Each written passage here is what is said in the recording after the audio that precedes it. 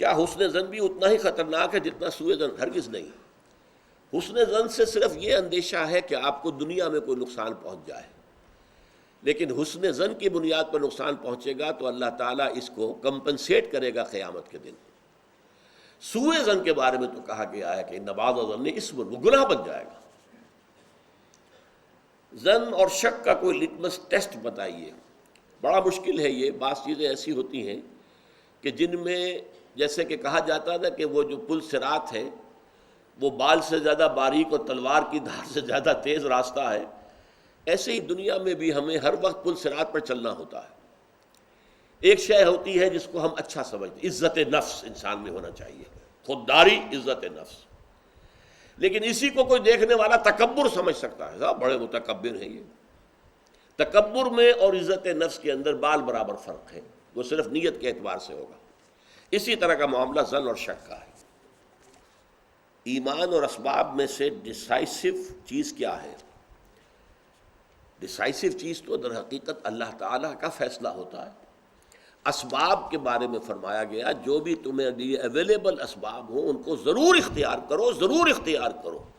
اسباب سے مستغنی ہونے کی تعلیم نہیں دی گئی، لیکن ایمان کا تقاضا یہ ہے کہ کبھی یہ نہ سمجھنا کہ ان ذرائع اور مادی وسائل و اسباب کے ذریعے سے نتیجہ نکلے گا۔ نتیجہ وہ نکلے گا جو اللہ چاہے گا۔ عام مسلمان گھوڑے جمع کرنے والی آیت کو بنیاد بنا کر ایمان کو یکسر نظر انداز کر دیتے ہیں اور طالبان کے ڈاؤن فال کا حوالہ بھی دیتے ہیں۔ وضاحت فرما دیجئے۔ طالبان کے ڈاؤن فال کے بہت سے اسباب ہیں، اس میں میں اس تفصیل میں نہیں جا سکتا اس وقت، لیکن یہ ہے کہ بہرحال جو بنیادی بات ہے وہ میں نے آپ کو بتا دی کہ توکل اللہ پر، لیکن جو کچھ کر سکتے ہو کرنے کے بعد توکل۔ اسلام میں مرتد کا کیا کانسیپٹ ہے؟ ہمارے معاشرے میں عام طور پر لوگ مسلمان گھرانوں میں پیدا ہونے کی وجہ سے مسلمان ہیں۔ اگر ایسا کوئی شخص جو مسلمان گھرانے میں پیدا ہوتا ہے اور بالغ ہونے پر وہ اسلام کی بجائے کوئی اور راستہ اختیار کرنا چاہتا ہے تو کیا وہ مرتد ہوگا؟ حالانکہ یہ صحیح معنی میں کبھی مسلمان تھا ہی نہیں۔ دیکھیے، اسلام اور کفر یہ قانونی چیزیں ہیں، ایمان اور نفاق یہ اندرونی چیزیں ہیں۔ ایک شخص مسلمان تھا تو قانونی طور پر مسلمان تھا، وہ مرتد ہوتا ہے تو مرتد ہی شمار ہوگا۔ یہ دوسری بات ہے کہ مرتد کی سزا جو ہے وہ اسلامی ریاست میں دی جاتی ہے، جہاں اسلامی ریاست میں پوری دینی تعلیم و تربیت کا بندوبست ہوگا، پورا جو ہے لوگوں کو دین پر چلنے کے لیے سہولتیں باہم پہنچائی جائیں گی۔ اگر وہاں کوئی مسلمان مرتد ہوتا ہے تو پھر اس کی سزا قتل ہے۔ بینک کی نوکری، تنخواہ اور بعد میں گولڈن ہینڈ شیک حلال ہے یا حرام؟ بینک کی نوکری میرے نزدیک سودی نظام کی سب سے بڑی ایک تعاون کی شکل ہے۔ اگرچہ لوگ مجبوری کو اپنا پیٹ پالنے کو کرتے ہیں، لیکن بہرحال اس سے آپ ایک سودی، بالکل پیورلی سودی نظام۔ ویسے سود سے خالی کوئی نہیں ہے۔ آپ اگر آپ ٹیکسٹائل مل میں کام کر رہے ہیں تو ٹیکسٹائل مل کے اندر بھی سودی جو ہے انویسٹمنٹ ہوئی ہوئی ہے، قرضے لیے ہوئے ہیں، بالکل پاک تو نہیں ہے۔ تو حکومت پاکستان کی آپ سروس کر رہے ہیں، وہ قرضے، کتنے قرضے جو ہیں سودی ہم نے لیے ہوئے ہیں۔ کوئی بھی محکمے میں کام کر رہا ہے آڈیٹر جنرل کے، تو وہ انٹریز پاس کر رہا ہے سود کی۔ تو سود سے بالکل تو بچا ہوا ہمارے ہاں کوئی نہیں، میں بھی نہیں۔ گندم بھی جو میں کھا رہا ہوں اس میں سود موجود ہے۔ اس کے لیے جو بیج لیا گیا تھا وہ سودی قرضے پر تھا، اس کے لیے جو کھاد لی گئی وہ سودی قرضے پر تھی، اس کے لیے اگر ٹیوب ویل سے پانی جو سیراب کیا گیا تو اس کے لیے، اور ٹریکٹر تھا تو وہ سودی قرضے، تو سارا سودی سود ہے۔ لیکن یہ جو سب سے زیادہ گاڑھا ادارہ ہے یہ سود کا ہی ہے، سود ہی پر مبنی ہے۔ اس کی بیسک پروپوزیشن یہ ہے کہ کم شرح سود پر لوگوں سے پیسے لے کے جمع کر لو اور زیادہ شرح سود کے اوپر لوگوں کو دے دو، بیچ میں ڈفرنس تمہاری کمائی ہے۔ لہذا اس کی ملازمت ایسی ہے کہ اس کو چھوڑ دینا چاہیے۔ میں کوئی فتوے کی زبان استعمال نہیں کر رہا ہوں۔ حضرت آدم کا زمانہ آج سے کتنے پہلے کا ہے؟ اصل میں تو ہمارے پاس تاریخ انسانی کا ایسا ریکارڈ کوئی موجود نہیں ہے، البتہ تورات نے کچھ ریکارڈ محفوظ رکھا ہے۔ تو یہودیوں کے حساب سے تو 7,000 سال بنتے ہیں، کیونکہ ان کا سن اسی وقت سے چل رہا ہے، اور اب شاید 6,000 کچھ ہے اس کا سن جو ہے یہودیوں کا۔ میرا اپنا اندازہ یہ ہے کہ کوئی 10,000 سال قبل کی شخصیت ہیں حضرت آدم. کہتے ہیں جو مر گیا اس کے لیے قیامت آ جاتی ہے، کیا یہ درست ہے؟ جو مر گیا اس کی قیامت آ گئی، اس سے مراد یہ ہے کہ دنیا کی زندگی میں جو ہو سکتا تھا کمانے کا معاملہ، نیکی یا بدی، وہ سلسلہ ختم ہو گیا. اور عالم برزخ میں آپ کو معلوم ہے کہ یہ خبریں دی گئی ہیں، اس عالم برزخ میں بھی نیکوکاروں کے لیے کچھ خیر آتا ہے. جنت کی طرف سے کھڑکی کھول دی جاتی ہے، ٹھنڈی ہوائیں آتی ہیں. اور غلط کاروں کے لیے جو آخر میں جہنم میں داخل کیے جائیں گے تو اس عرصے میں بھی انہیں جہنم کی لپٹ جو ہے کچھ آتی رہتی ہے. اب یہ وہ چیزیں ہیں جن کو ہم سمجھ نہیں سکتے، بس اس میں جو کچھ حضور نے فرمایا ہے اس پر ہمیں سمجھنا چاہیے اور اس سے آگے کی کھود کرید میں نہیں پڑنا چاہیے. حضرائے کرم یہ فرمائیے کہ عراق اور پاکستانیوں کا کردار کیا ہونا چاہیے. میں بیان تو کر چکا ہوں، آپ کیا کریں گے؟ ہم افغانستان کے سلسلے میں کچھ نہیں کر سکے تو وہاں کیا کریں گے جا کر؟ بس یہی ہے کہ دعا کریں اللہ سے، اور لیکن دعا سے پہلے خود توبہ کریں تو دعا کے کوئی معنی ہے، ورنہ دعا کے کوئی معنی نہیں.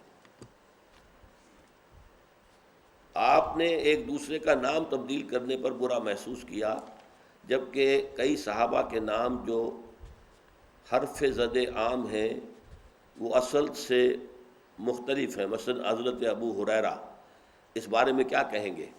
دیکھیے، ایسے نام رکھنا کہ جو ان کو جن سے چڑ آئے وہ ہے در حقیقت کہ جن سے منع کیا گیا. حضرت ابو ہریرہ تو حضور کا رکھا ہوا نام تھا، پیار میں، محبت میں، کیونکہ انہوں نے ایک بلی پالی ہوئی تھی اور ان کے ساتھ وہ بلی رہتی تھی، تو فرمایا یا ابا ہریرہ، اے بلی کے باپ یا بلی والے. تو اس میں تو کوئی برائی، ان کی توہین نہیں تھی.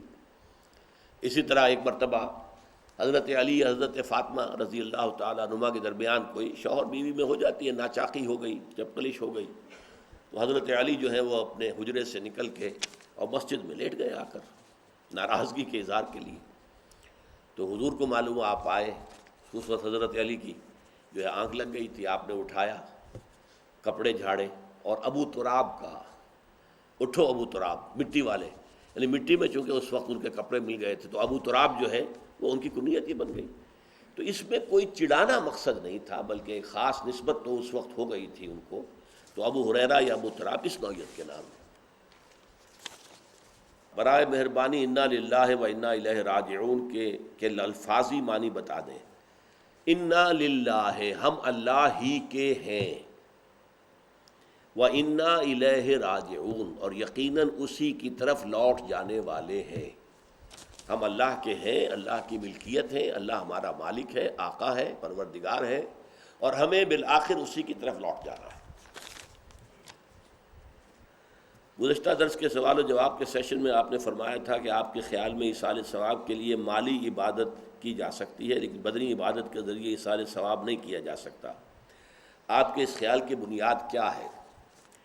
بنیاد یہی ہے کہ انسان جو بھی عمل کرتا ہے جسمانی طور پر، اس کا فائدہ اسی کی ذات کے لیے ہوتا ہے.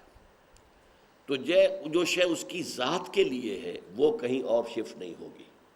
مالی کام کرتا ہے تو وہ کسی اور کے فائدے کے لیے کرتا ہے، کسی یتیم کا کرتا ہے، کسی مسکین کا، بیوہ کا، یہ فائدہ جو ہے منتقل ہو سکتا ہے. ویسے ہمارے ہاں عام طور پر جو حنفی اسکول آف تھاٹ ہے اس میں یہ بدنی عبادت کا ایصال ثواب بھی وہ سمجھتے ہیں کہ ہوتا ہے. میں اپنی ذاتی رائے آپ سے عرض کر رہا ہوں کہ میرے نزدیک، اور یہ اہل حدیث حضرات کی رائے بھی ہے، اس معاملے میں میری رائے ان کے ساتھ متفق ہے کہ بدنی عبادت نہیں بلکہ مالی عبادت. اب کسی شخص کے ذمے نمازیں رہ گئیں، آپ نمازیں ادا کر کے تو اس کی نمازوں کا کفارہ نہیں کر سکتے. کسی شخص کے ذمے زکوٰۃ رہ گئی تھی، وہ ادا کر دیں گے تو ادا ہو جائے گی. کیوں؟ اس زکوٰۃ سے فائدہ غربا کو ہوگا، مساکین کو ہوگا، یہ حق ہے مساکین کا. تو اگر آپ نے اسی طرح آپ کے والد جو ہے جو قرض چھوڑ کر فوت ہو گئے تو قرض آپ ادا کر دیں گے تو ظاہر بات ہے کہ اس کا قرض تو ادا ہو جائے گا والد کی طرف سے. تو زکوٰۃ بھی گویا کہ غربا کا ایک حق تھا جو انہوں نے ادا نہیں کیا تھا، آپ نے ادا کر دیا تو وہ گویا کہ ادا ہو جائے گا ان کی طرف سے. اسی بنیاد پر میں سمجھتا ہوں کہ مالی عبادت جو ہے اس کا ثواب منتقل کیا جا سکتا ہے. قادیانیوں کے ساتھ کاروباری لین دین جائز ہے یا نہیں؟ جائز ہے، کافروں کے ساتھ بھی کاروباری لین دین کے اوپر کوئی پابندی نہیں ہے۔ قادیانی کے ساتھ ہمارا کیا سلوک ہونا چاہیے؟ انہیں یہ محسوس ہونا چاہیے کہ یہ ہمیں مسلمان نہیں سمجھتے، یہ آپ احساس انہیں کرائیں۔ بارک اللہ لی ولکم فی القرآن العظیم ونفعنی وإیاکم بالآیات والذکر الحکیم۔